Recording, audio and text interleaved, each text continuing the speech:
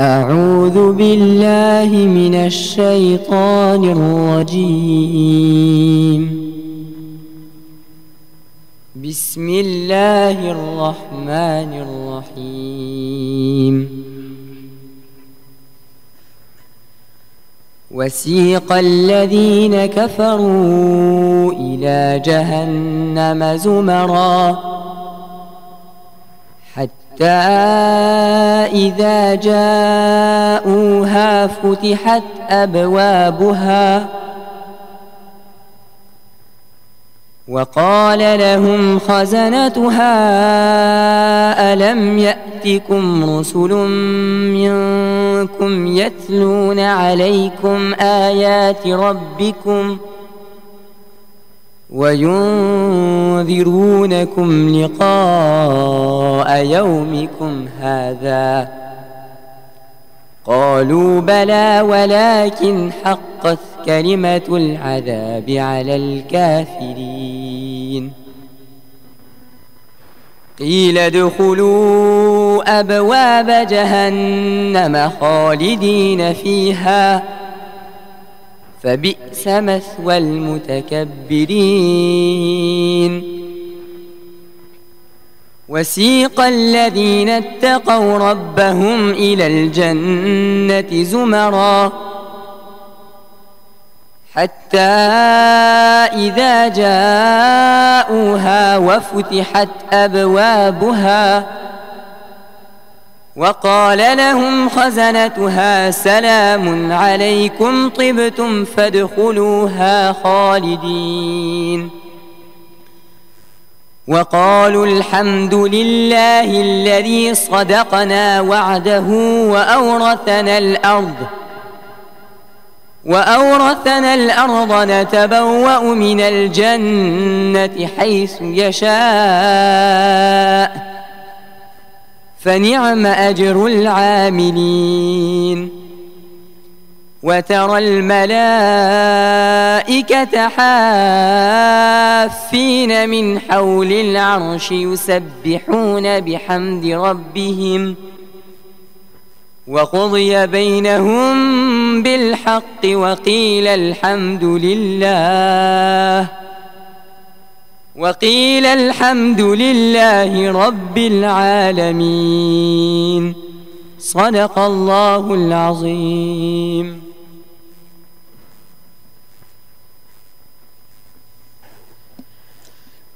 Jazakumullah, donc Hafez Tamim pour cette magnifique récitation. Donc mes frères, juste un rappel avant que Mufti Sab va nous prodiguer quelques conseils. On a remarqué que durant le mois de Ramadan, alhamdulillah, il y a beaucoup de monde à la masjid. La masjid se remplit et il y a beaucoup d'enfants aussi qui viennent, etc. Je vais rappeler quelques règles concernant le saf, concernant donc le fait de faire des rangées lorsqu'on fait la salat. Il faut savoir que le prophète alayhi salatu wassalam, il a dit en substance, selon le ma'na, le sens des hadiths, il en ressort que de faire les safs pendant la salat, c'est quelque chose d'extrêmement important. Et il en va même de l'accomplissement de la salat et du degré de cette jamaat-là. Donc quand les ulama nous font comprendre que s'il y a des espaces entre les gens dans le saf, si les gens ne sont pas bien collés, alors il y aura la désunion dans la ummah. Donc c'est quelque chose d'extrêmement important que chacun d'entre nous, lorsqu'on fait le saf, alors on colle ses épaules à la personne qui est à côté de nous. Il faut savoir également que lorsqu'on commence un saf, le saf, il commence derrière l'imam. Donc la personne se met avant tout derrière l'imam et on équilibre le saf de droite à gauche, toujours derrière l'imam. On ne doit pas commencer le saf sur les côtés. On voit ça par exemple quelquefois le jour de Jumu'ah où les gens, ils ont tendance à commencer les safs sur les côtés, peut-être pour avoir une sortie plus rapide, mais en tout cas ce n'est pas la façon sunnah de faire le saf. Et autre chose très important, tant que le saf de devant n'est pas rempli pour les hommes, balir, on ne doit pas commencer un autre saf. On doit compléter le saf de devant. Il est extrêmement important. Même les ulama nous disent, subhanallah, il dit qu'il y a certains imams, certains ulama qui considèrent que de commencer un second saf alors que celui de devant n'est pas rempli comme makruh tahrimi, c'est-à-dire très détestable. Et ils nous disent que même si nous allons perdre la rakat, il est mieux de passer devant et de compléter le saf de devant que de se mettre derrière. Un autre masla, si pour compléter un saf de devant, on doit passer devant des gens. Imaginez qu'il y a un saf d'enfants derrière et on doit compléter le saf de devant. Il n'y a aucune interdiction de passer devant des gens, d'accord, pour pouvoir se placer à l'avant. Pour pouvoir se placer dans le saf de devant, dans la rangée de devant, même si on passe devant des musallis, ça ne pose aucun souci. Et on ne doit pas également être décalé de la jamaat. D'accord? Il est makruh de faire la salat à l'arrière de la jamaat. Par exemple, on a 3 safs derrière l'imam et nous on va se mettre à la fin du jamaat khana, ou pire encore, et malheureusement, d'accord, on doit le dire, ça se fait ici dans notre masjid, le vendredi de Jumu'ah, il y a des gens qui font la salat en bas. D'accord? À côté du Hoz, il y a une autre jamaat, alhamdulillah, qui se fait en bas. Je dis alhamdulillah, bien sûr, c'est pas la bonne façon de faire. On ne doit pas être décalé de la jamaat. Il est makruh de faire la salat lorsqu'on est en décalage par rapport au saf, par rapport à la masjid. Alhamdulillah, il y a suffisamment de place dans la masjid, donc on n'est pas dans la nécessité de faire la salat en bas. Donc pour ces gens-là, malheureusement, leurs salats seront makruh. Et tous les vendredis, ça se répète. D'accord? Donc, si les gens sont là, ça serait bien donc de faire un rappel, Inch'Allah, entre eux-mêmes et même nous, donc de faire le rappel aux gens si nous savons que des gens font comme ça. Et autre chose, le prophète alayhi salatu wassalam, il avait l'habitude de placer le saf des adultes, ba'alir, devant et les enfants derrière. Donc il est dit de Abu Malik al-Ash'ari radiyallahu anhu, donc il partit vers un groupe de gens et il leur dit: ne vous montrerai-je la façon que le prophète alayhi salatu wassalam il nous plaçait pour faire la salat? Alors les gens bien sûr ils ont dit oui. Alors là il a mis les hommes devant et les enfants derrière et il a dit hakaza, c'est de cette façon là que le prophète sallallahu alayhi wa sallam il nous plaçait pour accomplir la salat. D'accord? Et dernière chose concernant le fait d'emmener les enfants à la masjid. Il y a un hadith qui est considéré comme faible concernant la chaîne de transmission qui a été transmis par 5 sahaba qui dit que éloignez de la masjid, c'est-à-dire n'emmenez pas à la masjid les enfants et les fous. D'accord? Donc ça c'est un hadith dont la chaîne de transmission est remise en cause. Par contre, les ulama nous disent, Allama Qurtubi, il dit que le ma'na, le sens de ce hadith-là, il est correct. Le sens, il est correct. Mais qu'est-ce que ça veut dire? Parce que vous allez dire que oui, mais il faut apprendre les enfants à faire la salat. Alors, Allama Shami, donc un très grand alim, donc il interprète cela en disant que si jamais un enfant il n'est pas responsable et cet enfant-là, il n'est pas propre, c'est-à-dire il y a une possibilité que l'enfant salisse la masjid, donc il y a un défaut de pureté, ce genre d'enfant-là, qu'il soit âgé de moins de 7 ans ou de plus de 7 ans, il est mieux de ne pas emmener cet enfant-là à la masjid. Ça c'est première explication. Et il dit, deuxième explication, si un enfant, d'accord, parce que le prophète sallallahu alayhi wa sallam nous a dit à l'âge de 7 ans d'emmener les enfants à la masjid. Alors si un enfant il peut se tenir correctement, c'est-à-dire au niveau de sa pureté, premièrement, il ne va pas donc souiller la masjid, ça c'est un fait.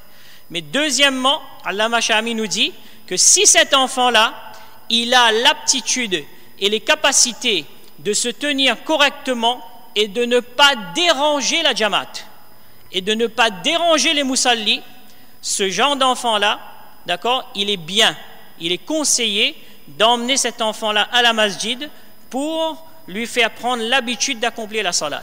Mais si un enfant, que ce soit plus petit que 7 ans, ou même à l'âge de 7 ans, Allah Mashami nous dit, même s'il est âgé de plus de 7 ans, mais cet enfant-là va perturber la jamaat, il ne comprend pas qu'il ne faut pas parler dans la salat, par exemple, d'accord, qui perturbe, ou bien même de faire du bruit, ou bien de crier, ou bien de marcher partout.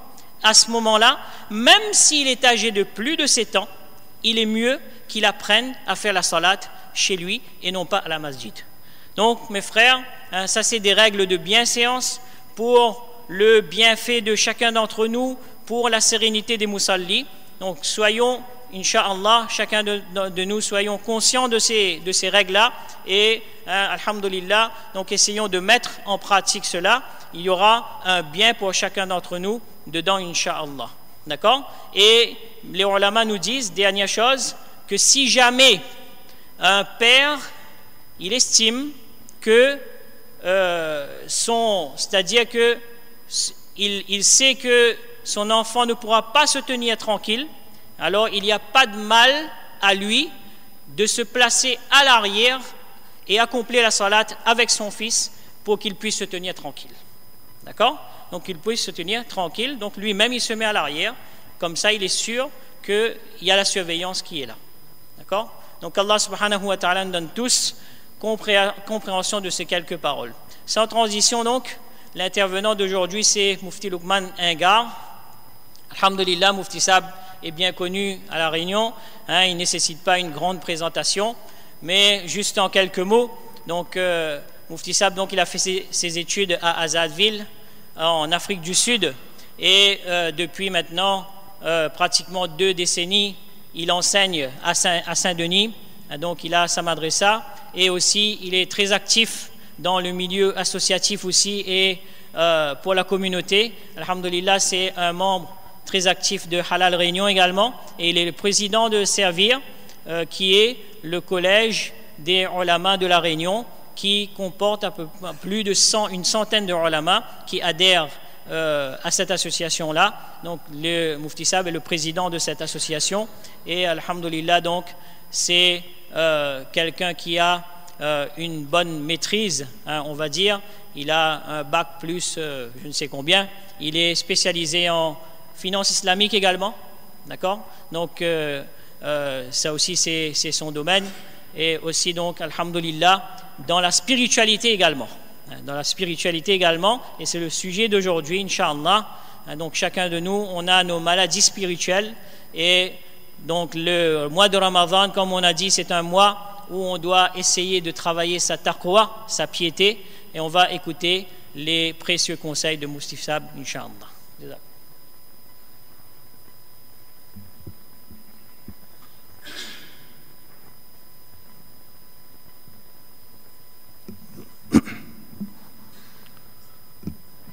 بسم الله الرحمن الرحيم نحمده ونصلي على رسوله الكريم أما بعد فقال تعالى في القرآن الكريم بعد أعوذ بالله من الشيطان الرجيم بسم الله الرحمن الرحيم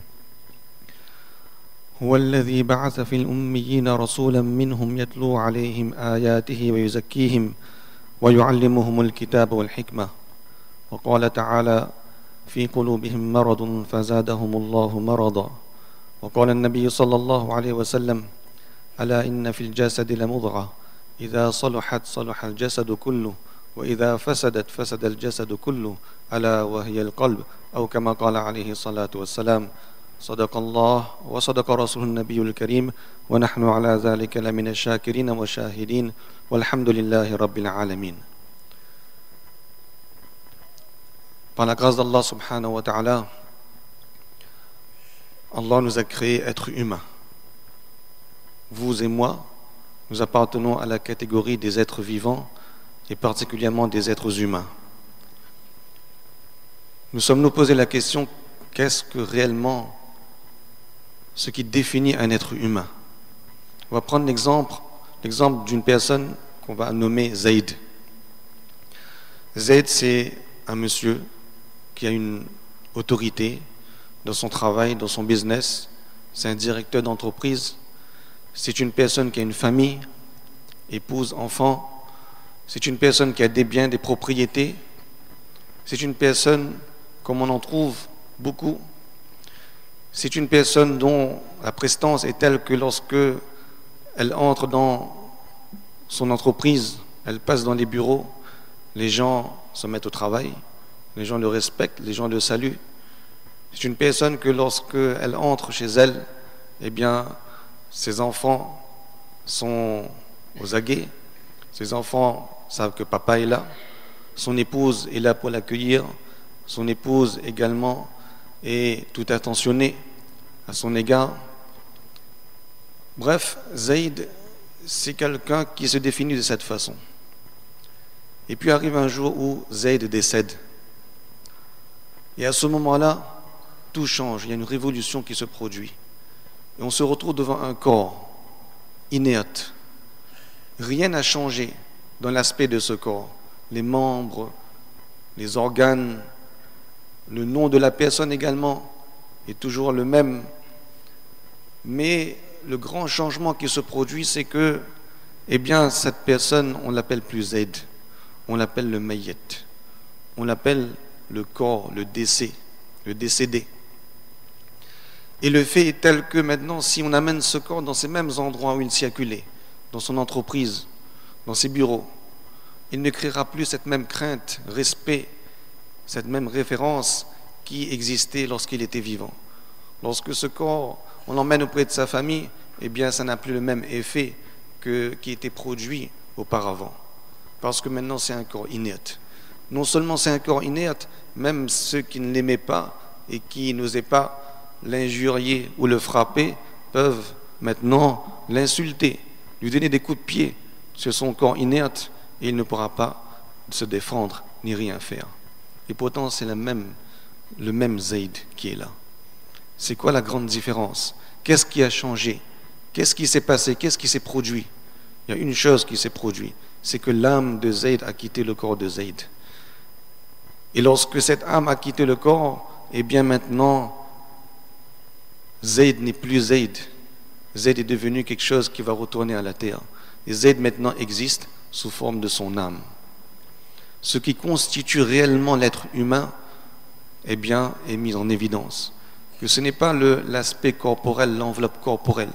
Ce qui définit réellement l'essence de l'être humain, c'est son âme. Tant que l'âme est dans le corps, eh bien ce corps a sa dignité, ce nom a sa dignité.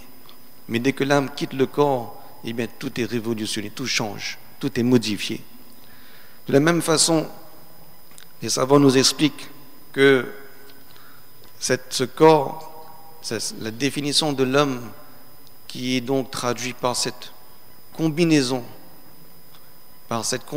de l'aspect corporel physique et l'aspect spirituel matérialisé par l'âme, eh bien, c'est cela qui va définir l'être humain dans sa réalité et c'est sur ces deux éléments-là que on va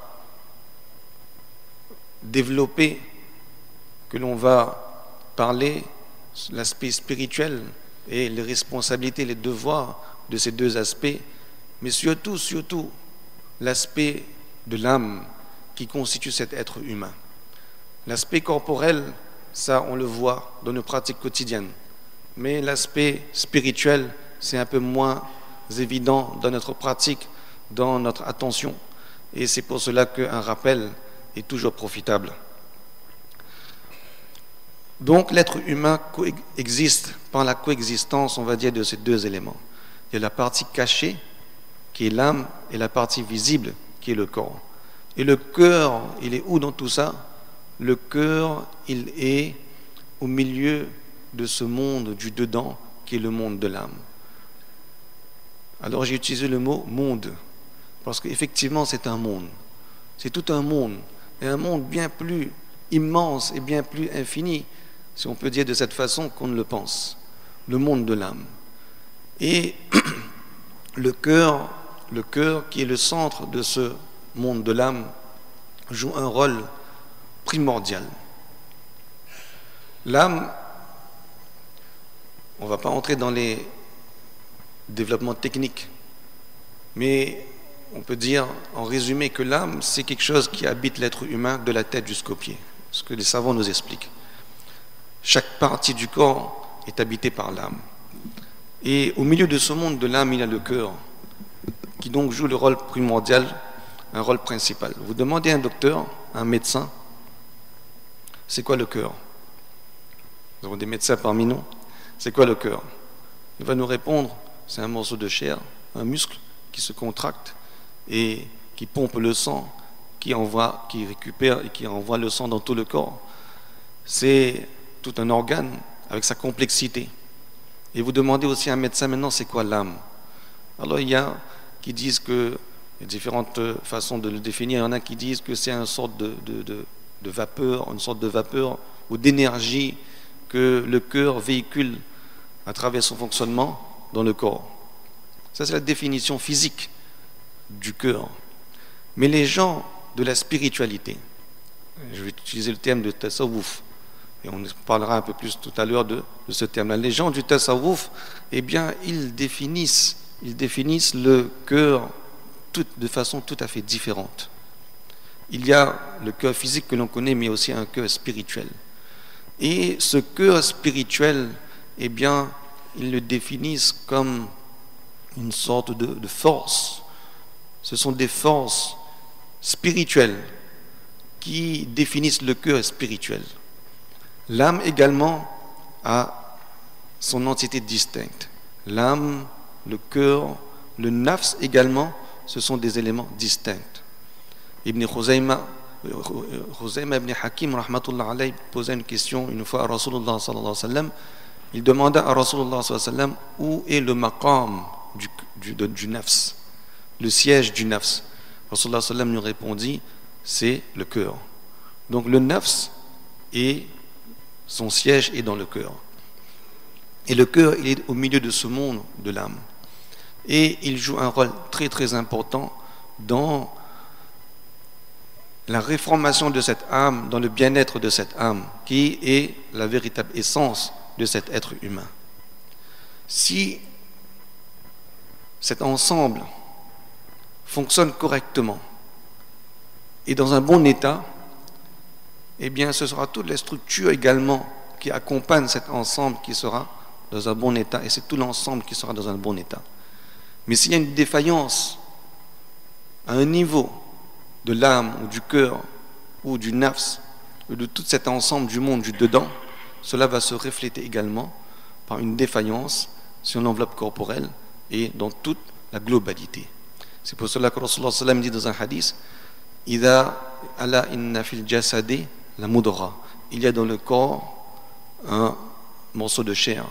Ida saluhat. Si ce morceau de chair il est en bonne santé, il est dans un bon état, c'est-à-dire un état spirituel, il est dans la correctitude, il est de façon parfaite dans son fonctionnement spirituel, eh bien c'est le corps entier qui sera correct. Mais si ce morceau de chair il est corrompu, ce sera le corps entier qui sera corrompu. Maintenant, lorsqu'on parle de ce cœur spirituel, le Coran nous parle de maladies qui sont attachées à ce cœur spirituel. Fi qulubihim marad. Fi qulubihim maradun. Dans le cœur, il y a des maladies qui existent. Toujours, vous demandez à un médecin, c'est quoi les maladies du cœur? Il va vous donner toute une liste de maladies cardiovasculaires. Mais pour avoir les informations des maladies du cœur, il faut voir les spécialistes du cœur. Non pas les spécialistes physiologiques, mais les spécialistes spirituels du cœur, qui nous donneront les véritables maladies du cœur. Ces maladies existent, le Coran l'affirme. Fi qulubihim maradun fazadahumullahu marada. Dans le cœur, il y a des maladies. Dans le domaine de la pratique externe, la salat, le jeûne, eh bien, il y a tout un domaine de jurisprudence qui existe, qu'on appelle le fiqh. Le fiqh va traiter, la jurisprudence islamique va traiter de tout ce qui est en rapport avec les actions externes. Ces actions externes sont quoi? La salat par exemple, la sadaqa, la zakat, le zikrullah, tilawatul Coran, etc. Il y a un autre domaine maintenant, c'est le domaine de l'intérieur, le domaine du dedans. Ce domaine du dedans est également une science. C'est une science qui est très développée. Et cette science, eh bien, les éléments de cette science, on l'apprend auprès des gens qui sont, on appelle les gens de Ahlidil, les gens du cœur, les gens spécialisés dans ce domaine, les gens du tazkiya, de la réformation. Tazkiya, c'est un autre mot que j'utilise. Différents mots sont utilisés. Dans le Coran, Allah subhanahu wa ta'ala, il parle également du tazkiya qui est la réformation. Le tasawwuf, le tazkiya, le salik, le ihsan, le tariqat. Le Taqi Osmani, rahmatullah alayhi, dit, pour nous simplifier les choses, ne pas entrer dans la technicité des notions, il nous dit que tout ça a comme définition finale, eh bien, tout ça, on va dire, c'est identique. Tout ça, c'est identique. Et le maqsad final de toutes ces notions, c'est le même maqsad. Donc, on va utiliser, pour faciliter les choses, différents termes, sachant que le maqsad de ces différents termes, l'objectif de ces différents termes sont identiques. Tazkiya, qu'on peut traduire, généralement, on le traduit par la correction, la rectification interne. Ça, c'était une des missions prophétiques de Rasulullah sallallahu alayhi wa sallam. Allah subhanahu wa ta'ala l'a distinctement séparé des autres missions prophétiques. Dans le verset que j'ai cité, Allah subhanahu wa ta'ala, il dit qu'il a envoyé Rasulullah sallallahu alayhi wa sallam, huwa alladhi ba'asa fil ummiyina rasulan minhum yatlu alayhim ayatihi wa yuzakkihim. Yatlu alayhim ayatihi wa yuzakkihim. Allah, il a séparé cette mission spéciale prophétique de Rasulullah sallallahu alayhi wa sallam, qui est de corriger le cœur des gens. Rasulullah nous a enseigné tout ce qui est des actions externes, mais nous a enseigné également tout ce qui est en relation avec des actions internes. Et beaucoup de choses, beaucoup d'éléments ont été enseignés par Rasulullah sallallahu alayhi wa sallam à ce niveau. Le Coran met l'emphase également de façon très originale l'importance maintenant de soigner ces maladies. Lorsque quelqu'un est malade, il va chez un médecin pour se faire soigner. Mais lorsqu'on a des maladies du cœur, eh bien, on doit se rendre auprès des gens qui sont spécialisés dans le domaine pour se faire soigner. Dans le Coran, Allah subhanahu wa ta'ala, dans la surah Wash-Shams, Wash-Shamsi wa duhaha. C'est une sourate, subhanallah, pour celui qui connaît l'arabe, pour l'arabe qui lit ces versets du Coran, ces versets de Ash-Shams, la surah Ash-Shams, eh bien, c'est une façon extrêmement originale, extrêmement surprenante, utilisée par Allah subhanahu wa ta'ala pour faire passer un message extrêmement important qui est le message du tazkiya, de la réformation interne. Allah, il commence. Et dans cette surah, Allah, il jure à 7 occasions. Allah, il jure par 6 choses avant d'arriver à la 7e. Il jure par 7 occasions. Wash-shamsi wa duhaha. Allah, il jure, il dit par le soleil et sa clarté. Wash-shamsi wa duhaha. Wal-qamari idha talaha. Et par la lune lorsqu'elle le suit. Wan-nahari idha jallaha. Et par le jour quand il l'éclaire. Wal-layli idha yaghshaha. Et par la nuit lorsque Allah subhanahu wa ta'ala l'enveloppe. Was-sama'i wa ma banaha. Et le ciel est celui qui l'a construit. Wal-ardi wa ma tahaha.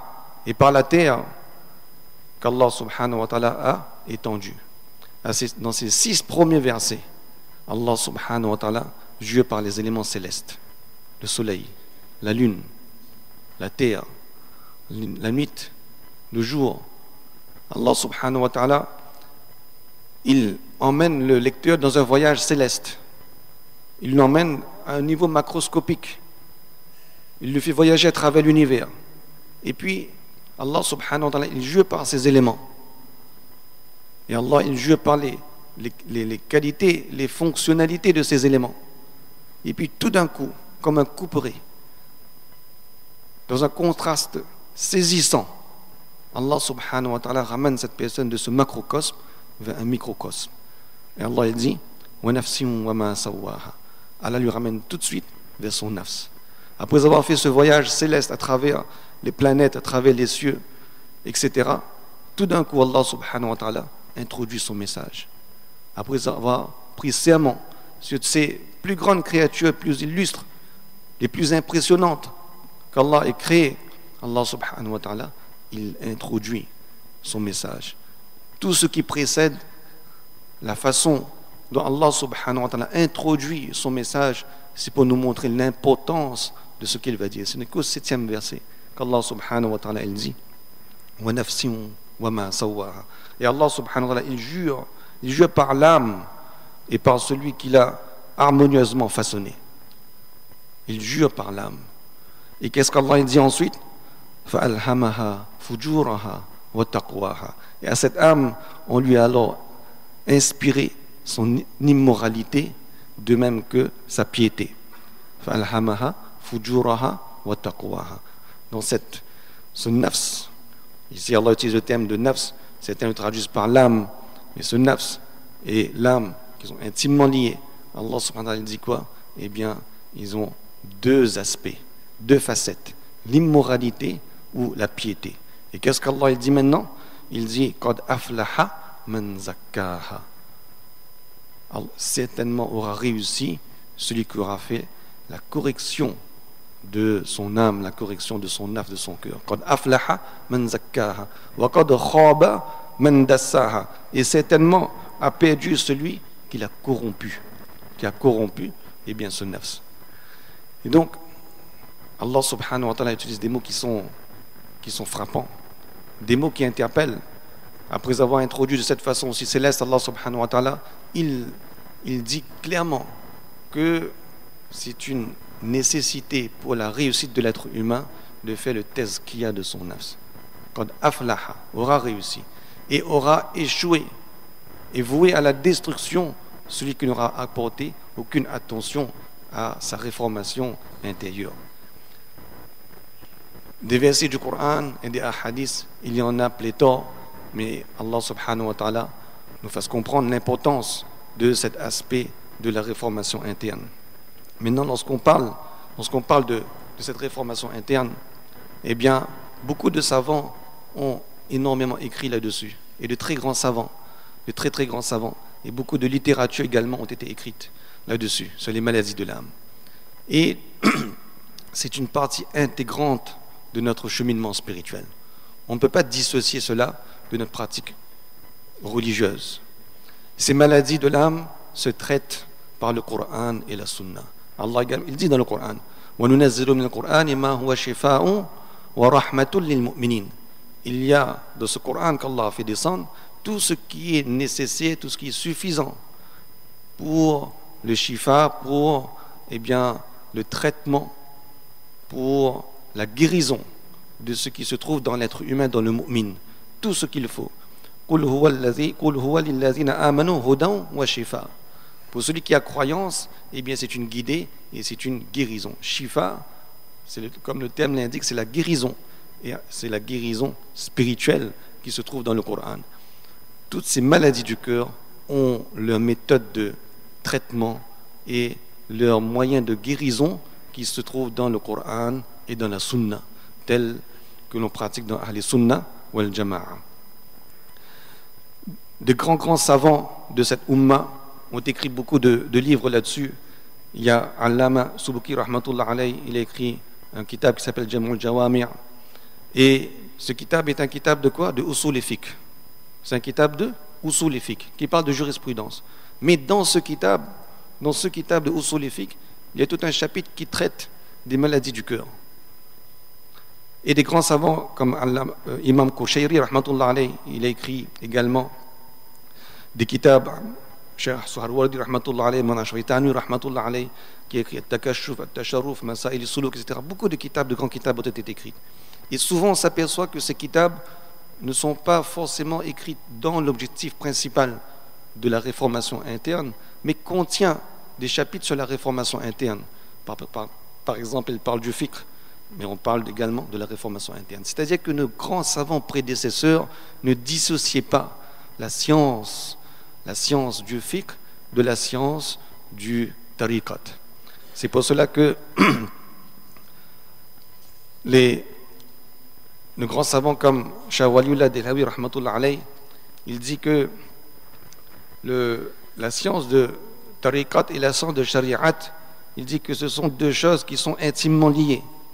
Il dit que la shari'at, c'est-à-dire tout ce qui est les règles, les adab, etc., la shari'at, sans la tariqat, c'est-à-dire sans le tasawwuf, c'est de la pure philosophie. Et la tariqat, c'est-à-dire le tazkiya, le tasawwuf, etc., sans la shari'at, c'est de la pure hérésie. C'est de la pure hérésie. Shawalud, rahmatullah alayh, il écrit cela. Donc ça, ce sont des éléments qui sont imbriqués les uns dans les autres. On accorde beaucoup d'attention à la façon de faire notre namaz, nos jeûnes, nos maslas, nos masaïl, etc. Ça, c'est sharia. Et tariqa, qui est maintenant le monde de l'intérieur, la spiritualité, et qui influence toutes ces actions externes, eh bien ça c'est tariqat, et ça aussi c'est une chose très importante qu'on ne doit pas négliger.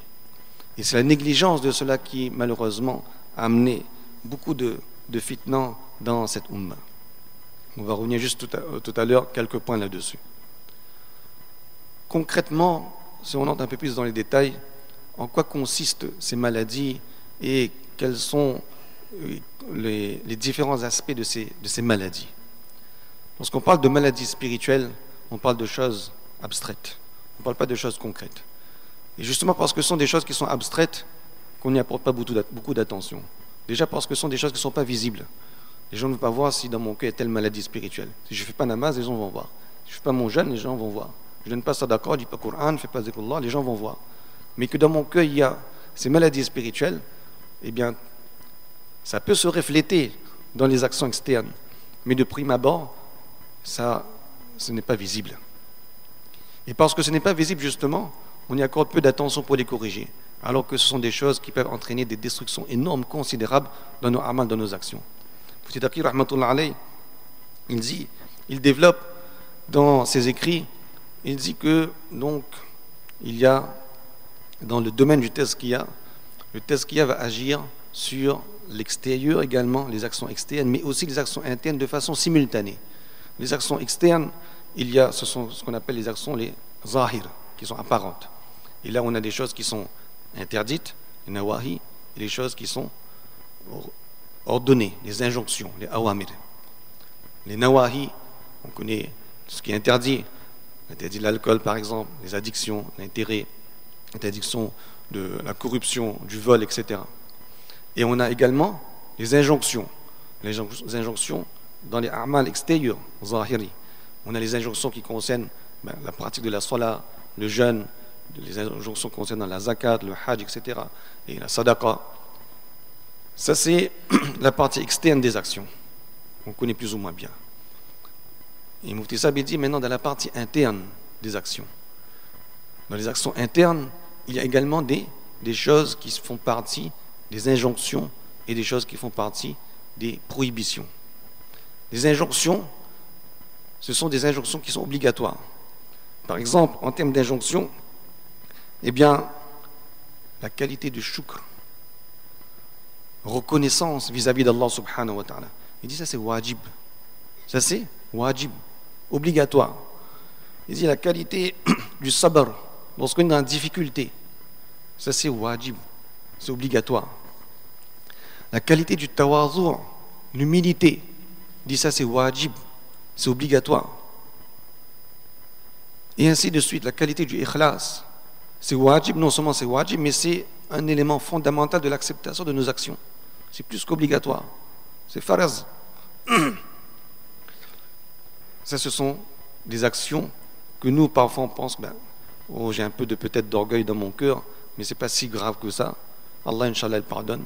Mais la présence de ces interdictions dans le cœur, eh bien, entraîne le péché. L'orgueil, ça fait partie des nawahi, des choses qui sont interdites. Le hasad, la jalousie, ce sont des choses qui sont haram, interdites. L'orgueil sont des choses qui sont haram, interdites. J'utilise ces mots, wajib et haram, pour nous montrer, Mufti Sabi le dit, pour nous montrer l'importance de ces éléments. Nous, on ne les a pas forcément placées à ce niveau-là de gravité ou d'importance. On les a considérées comme des choses accessoires ou des choses qui passent, comme le vent. Mais on n'a pas pris justement la véritable valeur, l'importance, le rôle et les conséquences de ces éléments, de ces actions du cœur, et de ce monde de l'intérieur.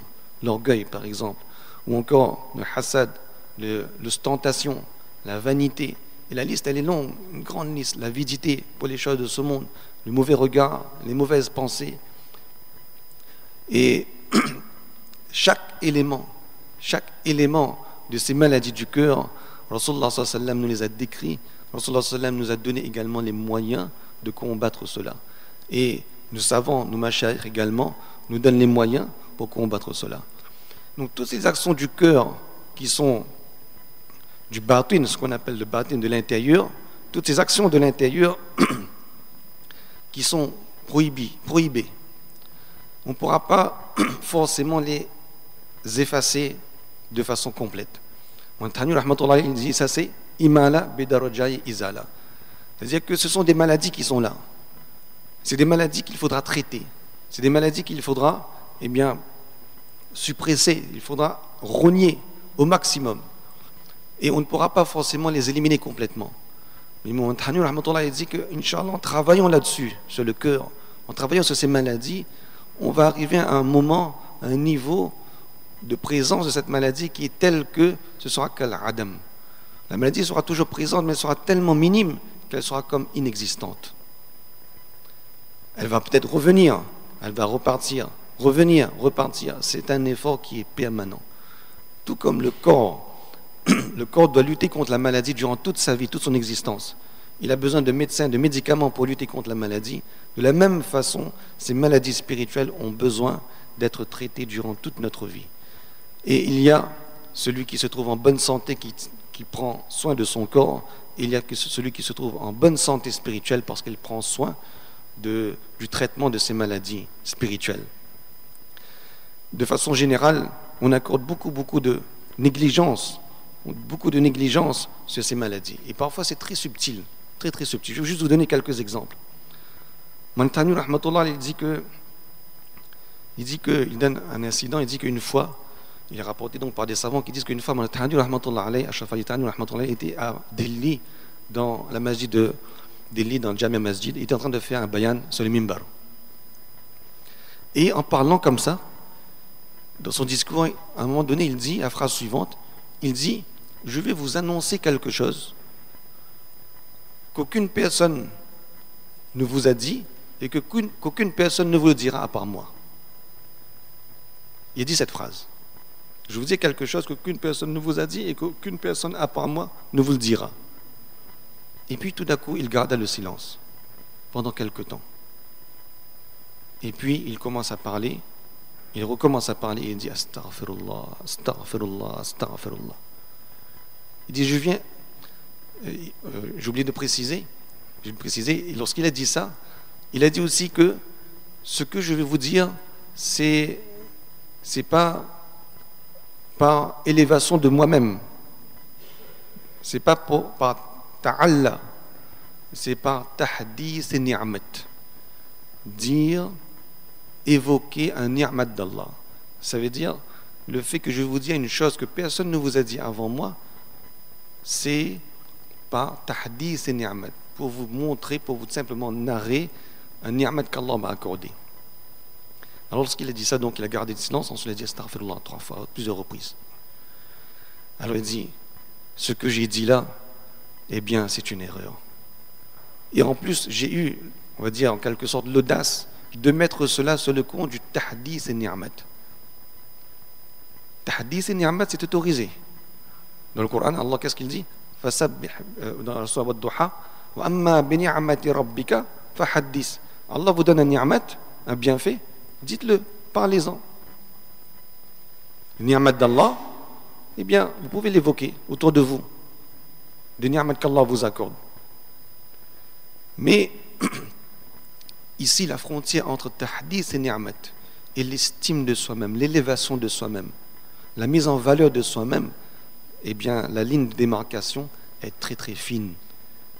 Elle est très très subtile. Et lorsqu'il a dit que je vous dis une chose que personne ne vous dira après moi, ce morceau de phrase qu'il a dit, eh bien, l'a fait réfléchir. Il a dit, j'ai osé mettre ça sur le compte de Tahdith et Ni'mat, mais c'est une erreur. Je suis en train de montrer mon élévation, en train de m'élever moi-même, de montrer ma propre valeur. Je me suis en train de me tromper. Et na'ouzou billah, au nom de Tahdith et Ni'mat. Regardez sur le coup, quelqu'un il dit ça, arriver à détecter sur le coup, eh bien, la profondeur de la signification de ce que cette personne est en train de dire, et d'arriver à distinguer que là, je suis en train de dépasser la limite et de tomber dans l'interdiction, en train de me mettre en valeur qui n'est pas autorisée par Allah subhanahu wa ta'ala, eh bien, ça demande des qualités spirituelles exceptionnelles. Et combien de paroles nous on prononce, combien de paroles sans réfléchir, eh bien sans forcément apporter attention à ces paroles, leur signification profonde et leur portée, eh bien on prononce ça quotidiennement tous les jours sans savoir qu'on est en train de dire des choses qui dépassent les limites de ce qu'Allah nous autorise et qui amènent le péché. Ça c'est un exemple.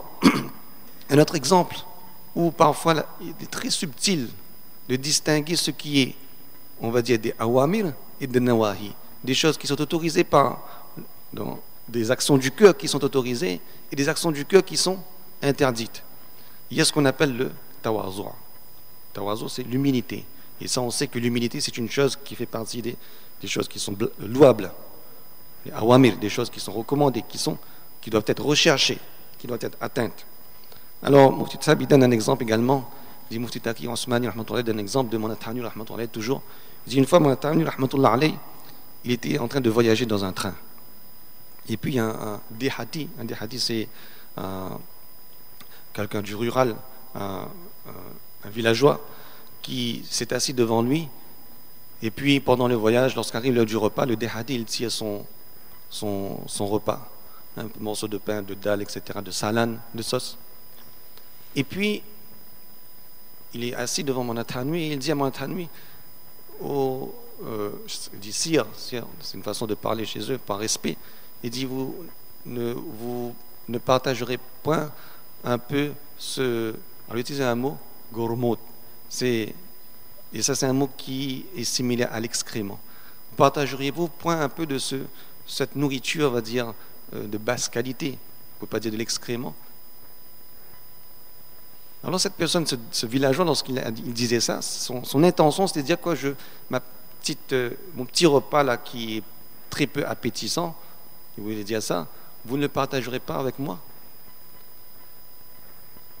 Alors mon Tani rahmatullah alayhi, il dit, ça c'est quel na shukri, quel béqadri, quel manque de respect vis-à-vis de la nourriture qu'Allah nous a donnée. De considérer, même si c'est une nourriture de basse qualité, comme ce peu d'excréments.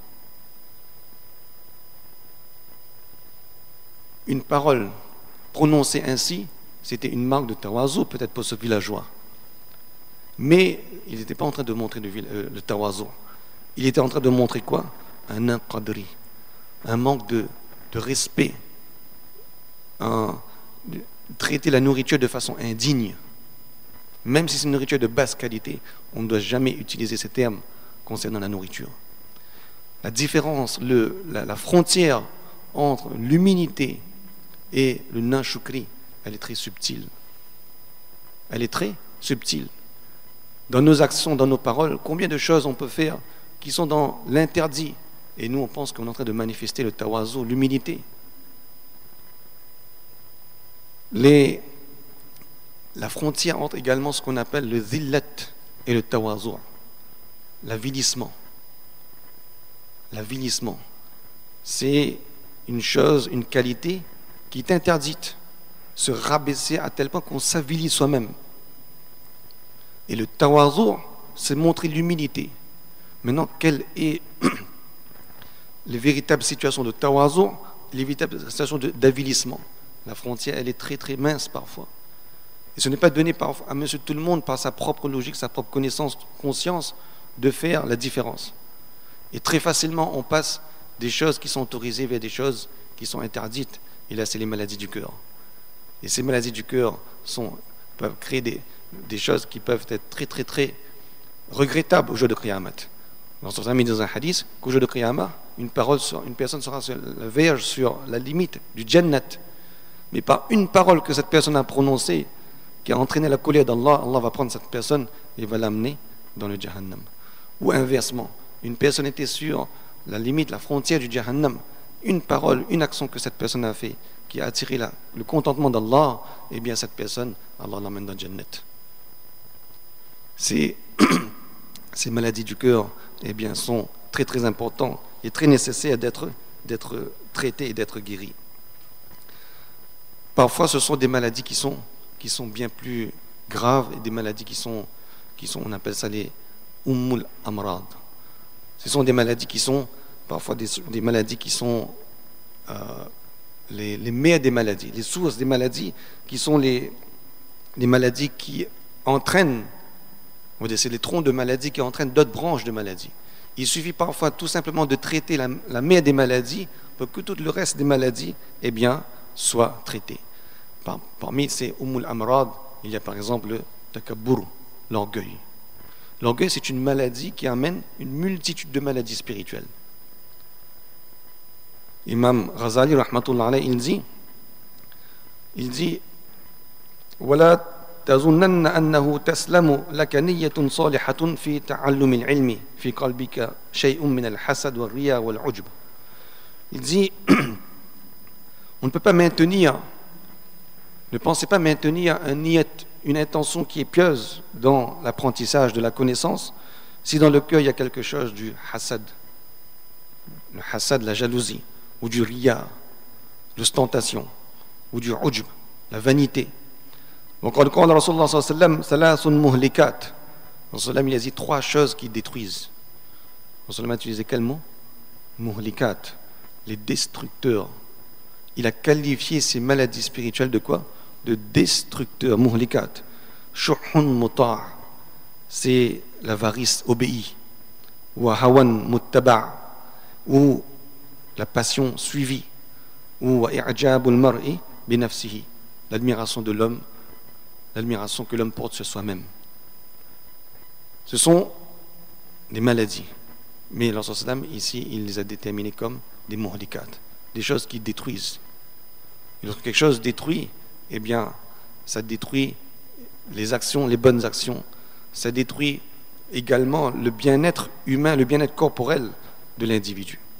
Imam Ghazali, rahmatullah alayhi, il dit également, il dit, sachez, i'lam, anna sifat al-mazmouma, que les sifat, les qualités qui sont blâmables, dans le cœur, fil qalb, kathira, sont très nombreuses.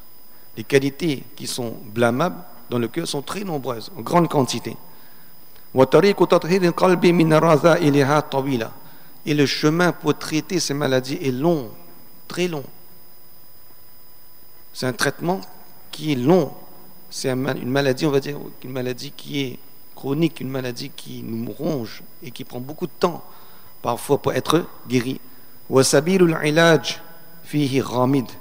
Et les traitements, le chemin du traitement, eh bien, c'est un chemin qui est également difficile et long. وقد اندرس بالكلية علمه عمله الغفلة لغفلة الخلق عن أنفاسهم واشتغالهم بزخارف الدنيا. Et malheureusement, eh bien, la science pour le traitement de ces maladies du cœur a pratiquement disparu. Pour quelle raison? En raison de la négligence, la négligence de son soi-même, sur les âmes, et en raison de l'occupation des attractions de ce dunya. Imam Ghazali, rahmatullah alayhi, c'était un alchimiste dans le domaine, un spécialiste dans le domaine, c'était un des plus grands experts dans le domaine des maladies du cœur. Et beaucoup d'autres savants, même des savants qui sont considérés comme des références pour les salafites, également, ils ont parlé de l'importance du tazkiya, du tasawwuf.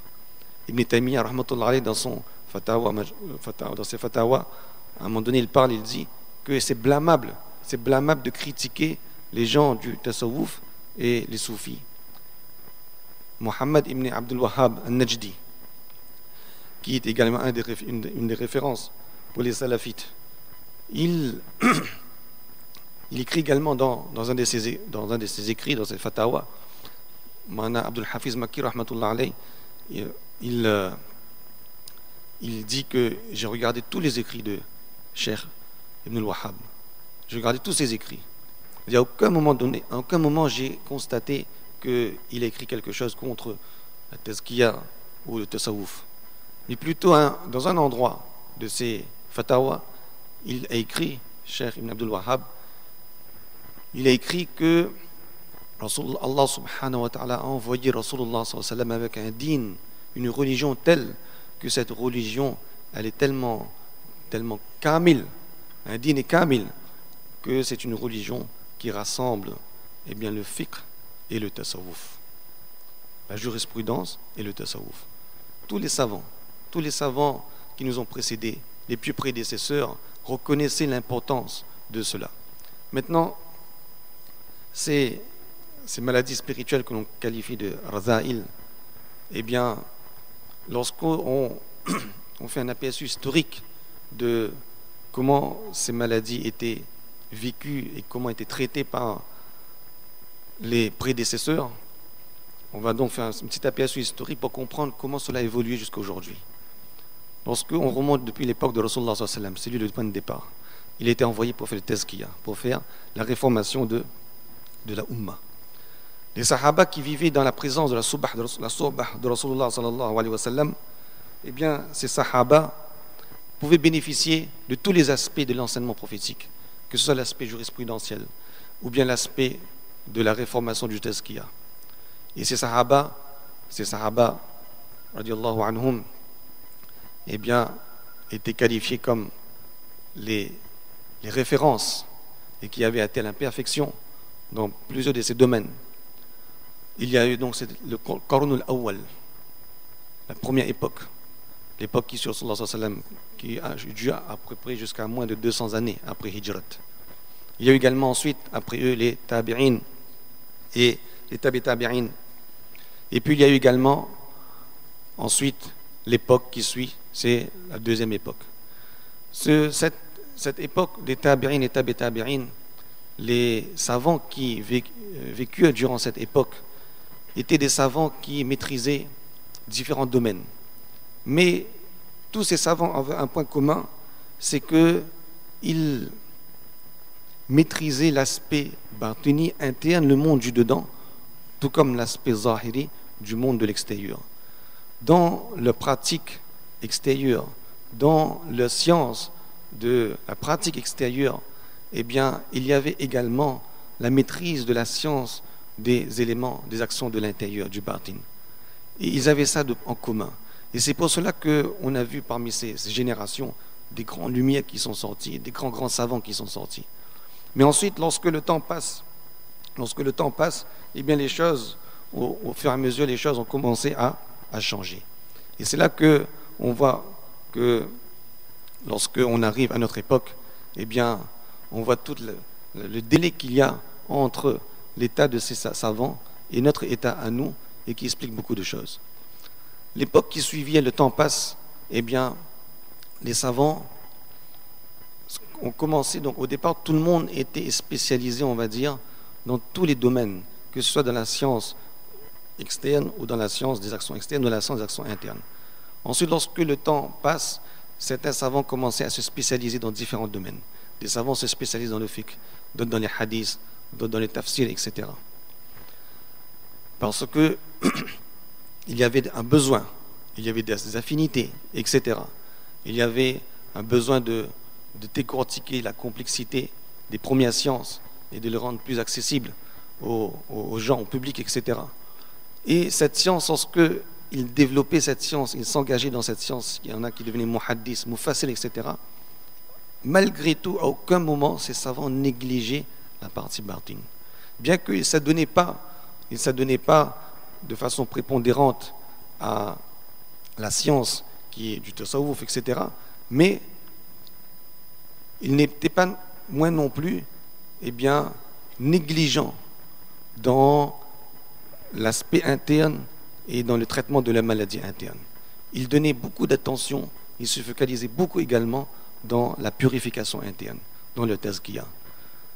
Et il y avait aussi d'autres personnes qui s'engageaient bien plus dans la science du tasawwuf, la science du tazkiya, et qui se consacraient moins dans les sciences, on va dire, plus pratiques comme le fiqh, le hadith, etc., le tafsir, etc. Mais pas pour autant, ces personnes étaient également ignorants des sciences, de ces sciences des actions externes. Ils étaient tous les deux présents dans les personnes, dans les individus, mais chacun s'est donné ou s'est dévoué selon ses affinités dans ces différentes branches.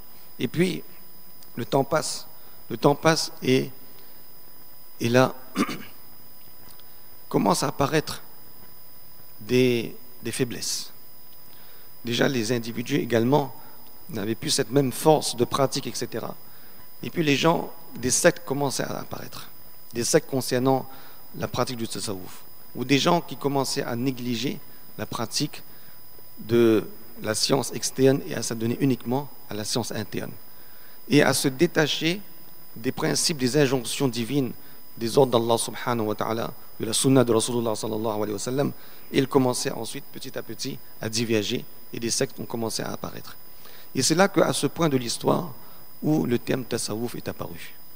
Où là, on a, pour se distinguer de ceux qui faisaient la mauvaise pratique de la science interne, on a déterminé ce terme tasawwuf et on l'a attribué aux véritables personnes qui faisaient la véritable pratique du tazkiya et qui étaient dans l'ordre et dans le cadre du Coran, de la sunna, de Ahl Sunnah wal Jama'a.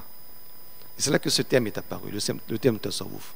Donc au départ, c'était un moyen de distinguer du batil, de ceux qui étaient égarés. Et on les a attribués ce terme-là.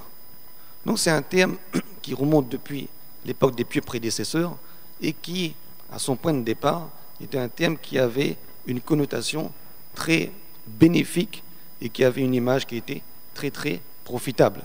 Les gens, les tasawwuf, c'était des gens qui s'adonnaient à la pratique, qui s'adonnaient beaucoup plus aux pratiques des actions internes, mais qui ne négligeaient pas pour autant la connaissance de la jurisprudence, la connaissance de la shari'at, la connaissance des injonctions, des interdictions du Coran et de la Sunna. Et puis le temps passe, le temps continue, et là, on arrive à un moment donné à une époque où, on a commencé à départementaliser, on va dire, en quelque sorte, les activités du dîn. Là aussi parce que les faiblesses se faisaient sentir, les gens qui avaient la maîtrise de la science, les compétences n'étaient plus les mêmes compétences que les époques précédentes. Et donc, lorsqu'on s'engageait dans une science, il fallait se dévouer totalement à cette science pour pouvoir bien la maîtriser. Et donc, il y a une sorte de division, mais une division pas pour diviser, une division pour faciliter. Commencent à apparaître donc les madaris, les instituts de sciences, et commencent à apparaître ensuite les khanka, c'est-à-dire des endroits, des instituts de purification, des endroits de rectification spirituelle. Ces madaris, ont aussi au départ été fréquentés, étaient gérés par des gens du vrai tasawwuf, des gens qui avaient la maîtrise de la charia, des injonctions divines et la maîtrise des sens de l'intérieur. Les gens de madaris étaient des gens qui avaient également la maîtrise des deux aspects, mais qui s'adonnaient plus sur un aspect que l'autre. Mais ensuite, le temps continue de passer. Le temps continue de passer, et là, avec l'effort de Shaitan, les faiblesses des gens, commencent à apparaître maintenant des faiblesses dans les individus où les gens commencent à négliger ceux qui étaient dans les sciences, je parle de façon générale, ceux qui étaient dans les sciences, on va dire, de la pratique externe, par la négligence, par le fait de ne plus se focaliser sur la pratique interne et maladies internes, commençaient maintenant à penser que la perfection se trouve uniquement là-dedans. Et vice-versa, les gens qui étaient de l'autre côté, dans les khanka, etc., pensaient de la même façon que la perfection est uniquement dans cet endroit. Et ensuite commencèrent à apparaître des divergences, des critiques, etc. À un moment donné, commencent à apparaître des rivalités, etc. Et au bout du compte, le awam dans tout ça, le public dans tout ça, ne sachant plus où donner la tête, eh bien, il commence à se démarquer, à prendre ses distances par rapport aux savants et par rapport au khanka, par rapport aussi à ces endroits, ces instituts de réformation et par rapport aux instituts de formation sur les pratiques externes, les règles, etc. Et puis, plus que cela, parfois bien pire que cela, les gens commençaient à avoir du dégoût vis-à-vis de ces sciences. Et comme conséquence, ce qui se passait, c'est quoi? C'est certaines personnes ont commencé maintenant par dépit, par défaut, ne sachant plus où se tourner, eh bien à s'instruire eux-mêmes, à prendre les livres, à s'auto-instruire, s'auto-éduquer, à l'auto-formation. Et maintenant, lorsqu'ils abordent cette science qui est très, très, très développée, sans les moyens, eh bien, ils arrivaient maintenant à des conclusions qui sont totalement en dehors des opinions de la Ummah. Et c'est comme cela ensuite, les critiques commençaient maintenant à se retourner contre les savants et contre les gens du Khanka, etc. Et c'est de cette façon que, eh bien, toutes ces sphères commençaient donc à perdre de leur importance et à perdre de leur intérêt vis-à-vis des gens. Ça, c'est l'étape finale. Mais pour autant, Allah subhanahu wa ta'ala, il n'a pas laissé la Ummah dans un état totalement démuni. Allah subhanahu wa ta'ala, dans un hadith, il dit en ce sens, il dit que à chaque centenaire, Allah envoie un revivificateur qui va ramener la Ummah sur les bons enseignements prophétiques et les bons enseignements du Coran. On a eu l'exemple de Mujaddid al-Fisani, rahmatullah alayh. On a également des institutions où on a, dans une époque très récente, des savants qui étaient vraiment dépositaires des deux sciences, de la science du batin, de la science de l'intérieur, de la science des actions de l'extérieur. Il dit qu'à l'époque du Darul Uloom Deoband, eh bien, même le garde qui veillait les portes pour les étudiants, ce garde-là, sa langue était en permanence trempée dans les zikr d'Allah et il passait en permanence son temps dans l'ibadat d'Allah. Il a rapporté que les étudiants à cette époque, eh bien, lorsque la journée ils apprenaient le Coran et la hadith, le soir on les entendait lire le Coran, on les entendait passer la nuit dans l'ibadat. Et de ces institutions-là sont sorties des lumières de très très grands savants, de très grands savants. Donc Allah subhanahu wa ta'ala n'a pas laissé la Ummah, eh bien, sans moyens. Dans le Coran, Allah il dit Ya ayyuhalladhina amanu ittaqullaha wa kunu ma'as sadiqin. Ô vous qui craignez, restez dans la compagnie des sadiqin. Imam Razi rahmatullah alayh, il dit dans son tafsir kabir, il dit que dans ce verset, il y a deux choses. La première chose, c'est que Allah subhanahu wa ta'ala nous affirme que jusqu'au qiyamah, il y aura toujours des sadiqin, des gens pieux, des référents, des masha'ikh, des gens vers qui on peut se tourner.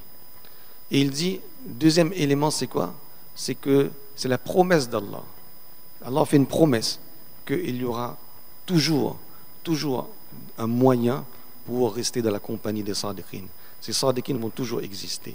Ça veut dire que malgré toutes les détériorations qui se sont produites au fil du temps, depuis l'époque de Rasulullah sallallahu alayhi wa sallam jusqu'à aujourd'hui, dans l'importance, dans l'enseignement, dans le développement de cette science de l'intérieur, eh bien, il y aura malgré tout des moyens existants.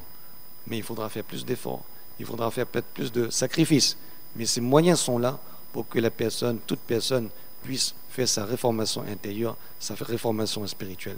Il y aura toujours cette promesse d'Allah, ce verset d'Allah, et pour toujours, il va s'appliquer pour toujours. Mais c'est à nous de faire l'effort de rechercher. Rasulullah dit, dans un hadith, il dit en ce sens, il y a des gens qui viendront après moi, qui auront la valeur de 50 personnes. Alors les Sahaba nous demandaient, ô envoyé d'Allah, ils auront la valeur de 50 personnes parmi nous ou 50 personnes parmi eux? Rasulullah dit, ils auront la valeur de 50 personnes parmi vous. 50 personnes parmi vous. Des gens qui viendront après moi, de ma Ummah. Ça veut dire, quelle que soit l'époque, même jusqu'à Qiyamah, il y aura des gens qui viendront. Allah accordera à ces gens la valeur de 50 Sahaba. Parmi ces sahaba, il y avait qui? Omar radiallahu anhu, Abu Bakr radiallahu anhu, 50 Omar, 50 Abu Bakr. Ce n'est pas le fait que, à l'identique, c'était des gens qui avaient 50 fois plus de valeur, mais c'était par rapport au fait que, arrivant à une époque où s'attacher à la sunna, s'attacher au Coran sera tellement difficile, faire sa réformation sera tellement difficile, que ceux qui vont faire cet effort, eh bien, ils auront, ceux qui seront dans cet effort, ils auront la valeur de ces 50 sahaba. Il y aura toujours kunu ma'a as-sadiqin. C'est pour ça que cette recherche du tazkiya, ça c'est, on ne doit pas se laisser leurrer par Shaitan et se dire que les savants n'existent plus, les mashayikh n'existent plus, ils existent. Alors, on a parlé donc de l'importance du tazkiya, on a parlé des subtilités de ces maladies, différentes maladies qui existent. On aura l'occasion durant les différentes dimanches qui vont se suivre durant ce mois de Ramadan de parler, d'avoir un clin d'œil sur ces maladies. On ne pourra pas tout aborder, c'est un véritable monde, comme je dis, un monde du dedans. Et au moins, ce sera pour nous l'avantage de prendre conscience de différents types de maladies et surtout comment faire pour qu'on prenne l'intention que pendant le Ramadan, on fasse notre islah et après le Ramadan également, on continue. Juste pour terminer, un dernier point, c'est que quels sont les moyens utilisés, que nous pouvons utiliser pour faire notre réformation. On a vu son importance, on a vu différents types de maladies, la subtilité, etc. On a vu comment cela était vécu par les prédécesseurs, quelle était l'importance qu'ils accordaient, comment cela évolue jusqu'à aujourd'hui. Maintenant, l'imam Ghazali, rahmatullah alayhi, il nous donne maintenant 4 voies, 4 moyens pour faire notre tazkiya, notre réformation interne. Le premier moyen, l'imam Ghazali, rahmatullah alayhi, il dit, c'est de se référer à un mentor, ce qu'on appelle nous un cheikh. Alors, un cheikh, Mufti Taqi Osmani, rahmatullah alayhi, il dit, c'est quoi son importance? Il donne un exemple. Mufti Taqi Sab, il dit que vous prenez un poète, vous prenez un philosophe, ou vous prenez un scientifique, et vous lui dites, donnez-moi la différence qu'il y a entre le parfum du jasmin et le parfum de la rose. Décrivez-moi la différence qu'il y a dans le parfum du jasmin et le parfum de la rose. Ça va être pratiquement impossible. Comment peut-on déterminer la différence, décrire avec les mots, de façon réelle, la différence qu'il y a dans le parfum de la rose et le parfum du jasmin? Il n'y a qu'une seule voie pour connaître la différence. C'est que nous-mêmes nous sentions c'est quoi la rose, le parfum de la rose et le parfum du jasmin. Vous avez donné un deuxième exemple, il dit, si vous prenez la même chose, vous demandez à quelqu'un quelle est la différence qu'il y a dans le sucré de la mangue et le sucré de la mélasse. Gor. Comment peut-on décrire les subtilités de ce goût seulement par les mots? Il dit c'est impossible. Le seul moyen de déterminer la différence, eh bien, c'est tout simplement de goûter une mangue et de goûter la mélasse.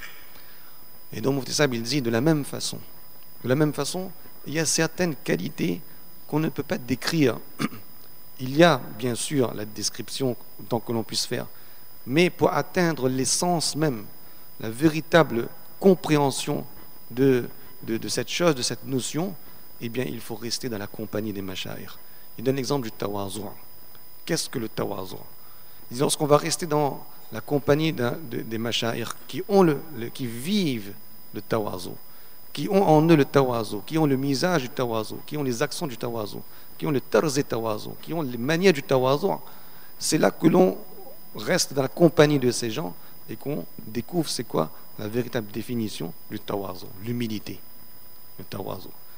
Donc Mufti Sahib il dit il s'agit, nous on parle aussi souvent, lorsqu'on parle de mashayikh, tout de suite on parle de bay'at, etc. Bay'at c'est pas faraz. L'allégeance c'est une sunnat, mais c'est pas une obligation, c'est pas faraz. Ce qui est important, ce qui est faraz, ce qui est obligatoire, c'est notre islah. Ça c'est faraz. Je dis bien c'est faraz, c'est obligatoire. La salat c'est obligatoire, le jeûne c'est obligatoire. Il y a des actions qui sont interdites, c'est obligatoire de se préserver de ces actions. Mais notre islah, c'est aussi faraz, c'est obligatoire. est-ce qu'on a considéré cela comme une obligation à sa juste valeur? Et donc, lorsqu'on va rester dans la compagnie des mashayikh, eh bien, ce sera une facilité, un moyen, on va dire c'est une voie royale, c'est un catalyseur. C'est un catalyseur pour avancer beaucoup plus rapidement et avancer de façon correcte. Et bien sûr, en choisissant un mentor qui ait les qualités accomplies, les conditions, ces conditions, les savants le savent, pour guider les gens, pour les orienter, etc., et pour les amener dans ce cheminement vers Allah subhanahu wa ta'ala. Et Mu'tasim dit, le zikrullah, le muraqaba, toutes ces choses que l'on fait pour cette purification intérieure, tout ça, ce sont des moyens, ce sont des wasila, ce sont des moyens, ce n'est pas le maqsad. Le maqsad, c'est quoi? C'est notre purification interne, la purification des actions internes et également éventuellement des actions externes. C'est ça le maqsad primordial. Et donc, lorsque on parle de se lier avec un cher, ce n'est pas de voir les choses de façon grandiose, des choses qui on va dire, fawqa as-sama tahta as-sara, des choses qui volent dans les cieux, des choses qui volent sous la terre. Non, c'est des choses qui sont concrètes, des choses qui sont bien précises, et des choses qui viennent du Coran et des hadiths, mais des choses qui viennent des gens qui sont dans le domaine du domaine de la spiritualité, et qui savent, qui ont identifié ces maladies et qui ont identifié les traitements de ces maladies. Et ces savants, ces personnes, ces mashayikh existent, mais c'est à nous de faire l'effort de rester dans le sohbat. Et vous savez également, ce n'est pas suffisant d'écouter les paroles. D'écouter les paroles, ce n'est pas suffisant. Il dit, l'essentiel, c'est de rester dans la compagnie. Les sahaba étaient appelés sahaba parce qu'ils étaient dans la compagnie de Rasulullah sallallahu alayhi wa sallam, de cette façon qu'ils ont le plus profité. Plus il était un sahaba dans la compagnie de Rasulullah sallallahu alayhi wa sallam, plus il profitait de tous les aspects. Et c'est dans le sohbat des mashayikh qu'on obtient la voie royale vers une purification intérieure. Ça, c'est un moyen. On va dire que c'est le moyen idéal. Mais là aussi, il y a une malcompréhension qu'il faut écarter. Cette malcompréhension, c'est quoi? C'est de se dire, parfois, Shaitan nous fait penser ainsi, qu'aujourd'hui, il n'y a plus des gens du calibre de Junaid Baghdadi, de Zunnun Misri, de Bishr Hafi, etc. Il n'y a plus les gens de ce calibre, de ces grands dévots qui nous ont précédés. Alors, comment on pourra faire notre réformation? Le Mufti Sahib, il dit non. Il dit que, le Mufti Shafi, rahmatullah alayhi, il dit que ça c'est une leurre de Shaitan, une tromperie de Shaitan. Allah, il y aura toujours à toute époque des gens qui seront présents, des gens qui seront existants pour faire la réformation de chaque personne, la réformation des individus. Allah il a dit wa kunu ma'a as-sadiqin. Les sadiqin sont toujours présents. Il ne faut pas se laisser leurrer par Shaitan et se dire ça sert à rien parce qu'il n'y a plus de gens qui sont capables de le faire. Il y a des gens. Mais Allah subhanahu wa ta'ala, heureusement, peut-être qu'Allah subhanahu wa ta'ala a fait qu'il n'y a plus aujourd'hui des Zunnun Misri, etc., des Junaid Baghdadi. Parce que le calibre était tel que ce n'était pas adapté à notre époque, à nous. Et l'effet inverse se serait produit. Allah, pour chaque étape, pour chaque époque, Allah subhanahu wa ta'ala a créé des individus. Allah subhanahu wa ta'ala a mis cette lumière dans le cœur des individus pour pouvoir guider la Ummah, amener la Ummah sur le chemin de sa réformation, son tazkiya. Sinon, pourquoi Allah subhanahu wa ta'ala nous impose une chose et Allah ne donne pas les moyens d'acquérir cette chose? La yukallifu Allahu nafsan illa wus'aha. Allah a rendu obligatoire sur nous de faire notre islah. Allah donnera toujours les moyens pour nous de faire notre islah. Donc la première voie, c'est quoi? C'est la voie de faire ruju'. Faire ruju' avec un cheikh, c'est quoi? C'est pas non plus tout le temps en permanence tête baissée dans muraqaba, dans zikrullah. Non, c'est que lorsque je ressens quelque chose dans mon cœur, là je sens qu'il y a quelque chose qui va pas. Alors je veux le voir. Je dis voilà, j'ai un problème, un souci, ou j'ai eu telle réaction, telle, et ça m'agace. Je pense pas que c'est correct. C'est quoi? C'est de l'orgueil, c'est de la fierté, c'est de la vanité, etc. Est-ce que c'est bon? Est-ce que c'est pas bon? Qu'est-ce que je dois faire? Quelle action dois-je faire pour laver cela, enlever cela? Et ce sont des choses qui sont très pratiques, ce sont des choses qui sont très faciles à mettre en pratique, et ce sont des choses qui sortent du Coran et de la Sunna Nabawi sallallahu alayhi wa sallam. Mais c'est une relation que l'on doit avoir avec les gens, les sadiqin. Deuxième voie, Imam Ghazali rahmatullah alayhi, il donne, c'est de choisir si on n'a pas pu trouver un mentor, un cher, c'est de choisir un ami. Un ami vers qui on peut se tourner et à qui on peut demander, dis-moi, qu'est-ce que tu vois de pas bon en moi? Un ami sincère.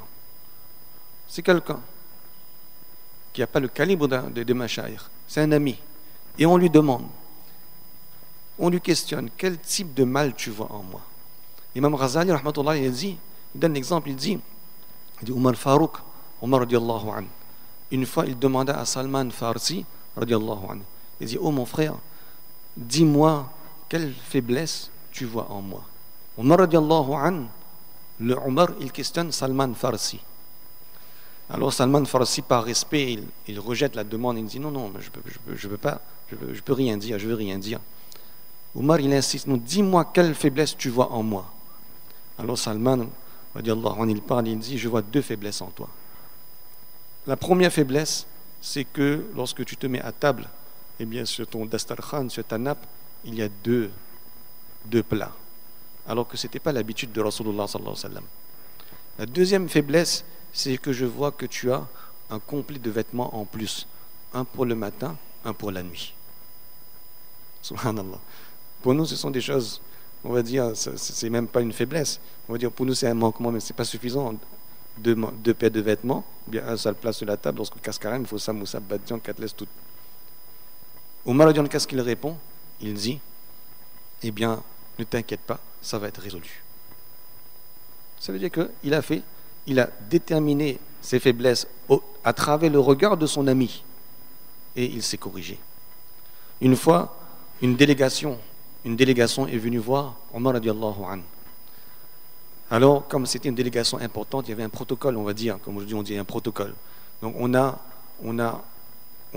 en quelque sorte arrangé, on a décoré un peu le lieu où devait être accueillie la délégation. C'était une délégation importante. Donc la délégation est venue, on les a accueillis à leur degré, à leur valeur, et puis elle est partie. Et dès que la délégation était partie, Omar radiallahu anhu, qu'est-ce qu'il a fait? Il est sorti, il a pris un sac, il est allé devant un puits, il a rempli de l'eau de ce puits, il est allé voir une vieille dame, et qu'est-ce qu'il a fait? Il a donné, eh bien, l'eau à cette vieille dame. Alors le Sahaba, il pose la question, on m'a dit, pourquoi tu as fait ça dès que la délégation était partie? Qu'est-ce qu'il répond?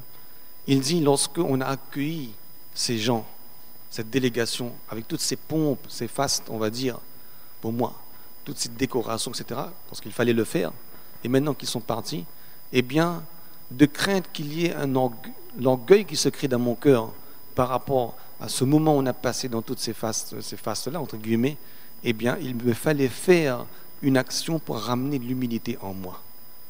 Il me fallait faire une action pour ramener l'humilité en moi. Et c'est pour cela que je fais cela. Regardez les Sahaba, comment ils étaient en permanence dans la vigilance, dans l'analyse, dans le scan de l'état du cœur. Et c'est pour cela que je disais que ces Sahaba qui maîtrisaient la pratique externe et la pratique interne étaient des lumières, et ils sont devenus des lumières pour nous et des références pour nous, qu'on ne peut pas avoir aujourd'hui, qu'on ne peut plus décrire des semblables. Troisième moyen pour faire notre rectification, si on n'a pas l'opportunité de se lier avec un mentor, ou si on n'a pas un ami non plus pour qui oserait nous dire nos quatre vérités en face, eh bien, parce qu'aujourd'hui c'est plutôt le contraire. Un ami, lorsqu'il voit les défauts de quelqu'un, il va dire à tout le monde sans te dire à toi-même ton défaut.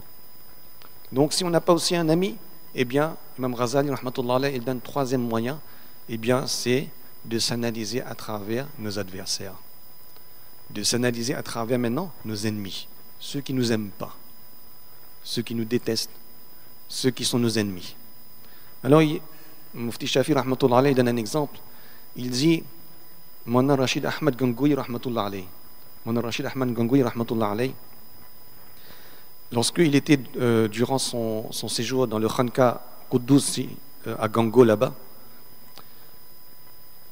il dit, pendant cette période-là, Mawlana avait fait des discours qui étaient ciblés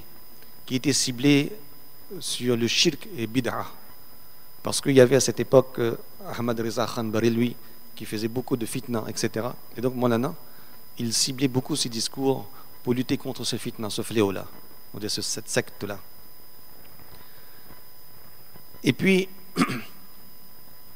cela a eu comme conséquence que Maulana s'est automatiquement, Maulana Gangoui rahmatullah alayh, créé des ennemis. Et les partisans de la secte, on va dire, commençaient à écrire des pamphlets, à avoir des écrits sur Maulana Gangoui rahmatullah alayh, le critiquant, le rabaissant, parfois des termes très irrespectueux, parfois en des termes vraiment très vulgaires. Ils écrivaient et ils faisaient une propagande irrespectueuse contre Maulana Gangoui rahmatullah alayh, Ahmad Gangoui rahmatullah alayh. Et Maulana recevait ses lettres. Il recevait ses lettres. Et il avait l'habitude que lorsqu'il recevait ses écrits, eh bien, il donnait à Maulana Muhammad Yahya Nadwi rahmatullah alayh la responsabilité de lire les lettres, parce qu'il avait des difficultés à lire, sa vision était faible.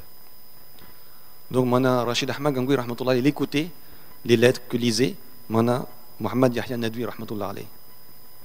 Et puis un jour, pendant quelques temps, Maulana Gangoui rahmatullah alayh n'entendait plus aucune lettre. Ça veut dire qu'il n'y avait plus de lettres, on va dire, qu'il écoutait et qu'il le critiquait. Quelques jours comme ça qui passent. Et puis il s'est étonné après quelques jours. Il a demandé à Mohamed Yahya, il a dit, où sont, j'entends plus nos amis parler, faisant référence à ses ennemis qui écrivaient contre lui. J'entends plus nos amis se rappeler de nous. Et ça fait longtemps qu'on n'a pas reçu des critiques de leur part. Alors Maulana Yahya, il répond, il dit non, en fait, on recevait des lettres. Mais le contenu de ces lettres était tellement déplacé, était tellement vulgaire, que je n'osais pas les lire devant vous. Parce que c'était des calomnies, des choses qui étaient inadmissibles. Je ne pouvais pas vous faire entendre ces choses-là, ces paroles-là. Alors, Maulana, il a dit non. Maulana Gangoui rahmatullah alayh, il a dit non, il dit fais pas ça. Il a dit fais pas ça. Il a dit lis-moi tout ce que mes ennemis écrivent sur moi. Parce que je veux entendre ce qu'ils écrivent, car peut-être il y a dans tout ce qu'ils écrivent quelques vérités en ce qui me concerne. Quelques vérités en ce qui me concerne. Et je veux les savoir à travers les écrits. Ça, c'était quoi? L'attitude de nos pieux prédécesseurs. Qu'à travers leurs ennemis également, leur ennemi est également un moyen de leur islah, un moyen de leur réformation. Leurs chers, leurs amis, leurs ennemis. Imam Ghazali, rahmatullah alayh, maintenant il donne une quatrième voie. Que si quelqu'un n'a pas les trois voies précédentes, n'a pas la possibilité de faire sa réformation par un mentor, ou par ses amis, ou par ses ennemis, eh bien il dit quoi? Eh bien, c'est d'observer les choses qui sont blâmables dans les gens. Et lorsqu'on voit quelque chose qui est blâmable, quelque chose qui n'est pas bien, eh bien de faire notre introspection, l'analyse intérieure de soi-même. On s'analyse, nous, notre intérieur. Est-ce que ce que je vois chez l'autre, cette faiblesse se trouve en moi? Là, c'est l'observation. L'observation, ça c'est la base. Et ça aussi, c'est un moyen de faire notre islah. Donc, la rectification, il y a différentes façons qu'on peut utiliser pour l'atteindre. Différentes méthodes, différentes voies. Et Mufti Shafi rahmatullah, il dit bien sûr, la voie la plus idéale, c'est la première voie, de se lier avec un référent. Mais si on n'a pas ça, on a d'autres voies. Mais c'est pour nous dire également qu'on n'a aucune excuse. On n'a aucune excuse de négliger notre islah. On n'a aucune excuse de se dire je n'ai pas les moyens de savoir qu'est-ce qui ne va pas en moi et je n'ai pas le moyen de me traiter également. Eh bien, je laisse faire, le laisser aller. Ça, c'est grave. Parce que c'est une obligation religieuse de faire son islah, de traiter ses maladies spirituelles. Les moyens existent, mais il y a une chose, premièrement, c'est d'en prendre conscience. C'est l'objectif de ce programme, ce premier programme du Ramadan, d'en prendre conscience. Et deuxièmement, Inch'Allah, bien sûr, il y aura des programmes qui vont expliquer certaines choses, mais ne pas s'arrêter là, mais de faire l'effort, le sacrifice maintenant, d'aller auprès de ces différents moyens et de faire notre islah, et qui sera pour nous un effort permanent, quotidien, sur toute notre vie jusqu'à notre dernier souffle. Qu'Allah nous donne le tawfiq de comprendre ces quelques paroles, qu'Allah nous pardonne pour nos erreurs, qu'Allah subhanahu wa ta'ala fasse notre islah durant ce mois de Ramadan. L'objectif de ce Ramadan, c'est le islah, c'est notre réformation intérieure, et qu'Allah subhanahu wa ta'ala nous accorde la félicité, l'acceptation et le jannat, l'entrée dans son paradis par son rahmat, par sa miséricorde. Allah accepte toutes nos ibadat durant ce Ramadan et Allah donne tawfiq également de les perpétuer pour après le mois de Ramadan. Wa akhiru da'wana alhamdulillahi rabbil alamin wa tawfiq illa billah. Bismillahir rahmanir rahim, alhamdulillahi rabbil alamin wa salatu wa salamu ala sayyidil mursalin. ربنا آتنا في الدنيا حسنة وفي الآخرة حسنة وقنا عذاب النار ربنا ظلمنا أنفسنا وإن لم تغفر لنا وترحمنا لنكونن من الخاسرين اللهم إنك عفو كريم رحيم تحب العفو فاعف عنا اللهم إنا نسألك رضاك والجنة ونعوذ بك من سخطك وغضبك والنار اللهم آت نفوسنا تقواها وزكها أنت خير من زكاها أنت وليها ومولاها اللهم إنا نسألك حبك وحب من يحبك والعمل الذي يبلغنا حبك اللهم حبب إلينا الإيمان وزينه في قلوبنا وكره إلينا الكفر والفسوق والعصيان اللهم لك الحمد كله ولك الشكر كله لا نحصي ثناء عليك أنت كما أثنيت على نفسك اللهم تقبل منا إنك أنت السميع العليم وتب علينا يا مولانا إنك أنت التواب الرحيم وصلى الله تعالى على خير خلقه محمد وعلى آله وصحابه أجمعين برحمتك يا أرحم الراحمين والحمد لله رب العالمين.